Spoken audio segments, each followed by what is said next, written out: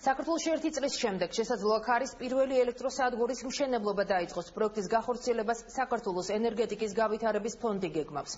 ენერგეტიკის სამინისტრო ალტერნატიული ენერგიის წყაროების გამოყენებას მიესალმება. სპეციალისტების ნაწილს იდეა მოსწონს, ნაწილი კი უპირატესობას ჰიდროელექტროსადგურებს ანიჭებს. რა ეტაპზეა ქარის პირველი ელექტროსადგურის მშენებლობის პროექტი და სად აშენდება ის? სოფო ბერიძეგი ამბობს.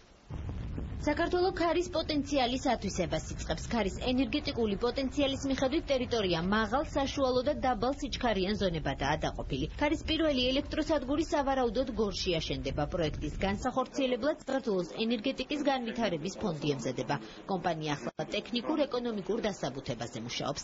იმისთვის რომ გავზრუნოთ ეს ქარი, უნდა დადგეს 80 მეტრიანი ასე ტექნოლოგიური ანძა. ამ ანძაზე ჩვენ გვაქვს ანენომეტრები, რაც ქარს ზომავს, ასე გვაქვს ვინვენს, რაც მიმართულებას ზომავს, წნევას,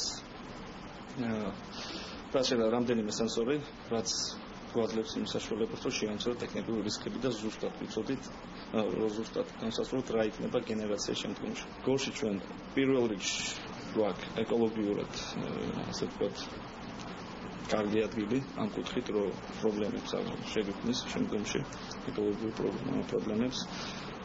მანდ არ არის ხე, ანუ გაჩეკვა არ დაგჭირდება. ძალიან ახლოს არის ქვესადგური. 20 მეგავატი და 22-დან 26 მილიონ ევრომდე. ეს ქარის პირველი ელექტროსადგურის სავარაუდო სიმძლავრე და სავარაუდო ღირებულებაა. ალტერნატიული ენერგიის წყაროების ეფექტურად გამოყენებას პრიორიტეტულად მიიჩნევენ ენერგეტიკის სამინისტროში. შესაბამისად, ქარის ელექტროსადგურის მშენებლობის პროექტი კახა კალაძის უწყების მიერ მხარდაჭერილია. პირველი პროექტი იქნება განხორციელებული ქვეყანაში, შეიძლება ეს დიდი არ იყოს 20 მეგავატის სიმძლავრის იქნება, მაგრამ 300 მეგავატის პერსპექტივით იქნება. ახალი მთავრობა ყველაფერს აკეთებს იმისთვის, რომ ქვეყანაში მოხდეს ამ მიმართულების განვითარება, არა მარტო ჰიდროელექტროსადგურების მშენებლობა, ასევე ქარის სადგურები და მზის ენერგია. ეს მიღებული პრინციპებია ევროპაში და განვითარებულ ქვეყნებში და ჩვენც მუშაობთ ამ მიმართულებით. ალტერნატიული ენერგიის წყაროებთან მიმართებაში განსხვავებულია სპეციალისტების პოზიციები. ექსპერტების ნაწილი მიიჩნევს, რომ იმ ფონზე, როდესაც იმპორტირებული ენერგია ძვირდება, ქარის საპილოტე სადგურის აშენება გამართლებული იდეაა. ნაწილი კი უპირატესობას ჰიდრორესურსებს ანიჭებს.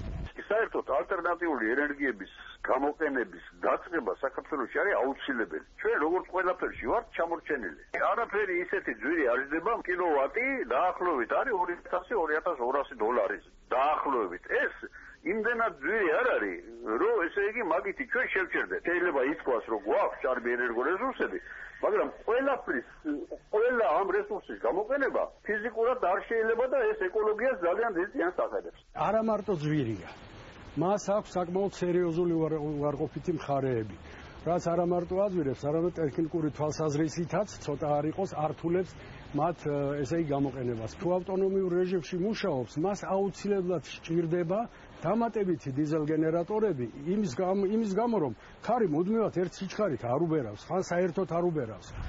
საქართველოს ქარის ენერგიის მნიშვნელოვანი პოტენციალი გააჩნია, რომლის საშუალო წლიური რაოდენობა 40 მილიარდ კილოვატ-საათამდეა შეფასებული. წინასწარი გათვლებით ქარის პირველი ელექტროსადგურის მშენებლობა მომავალი წლის ზაფხულში დაიწყება.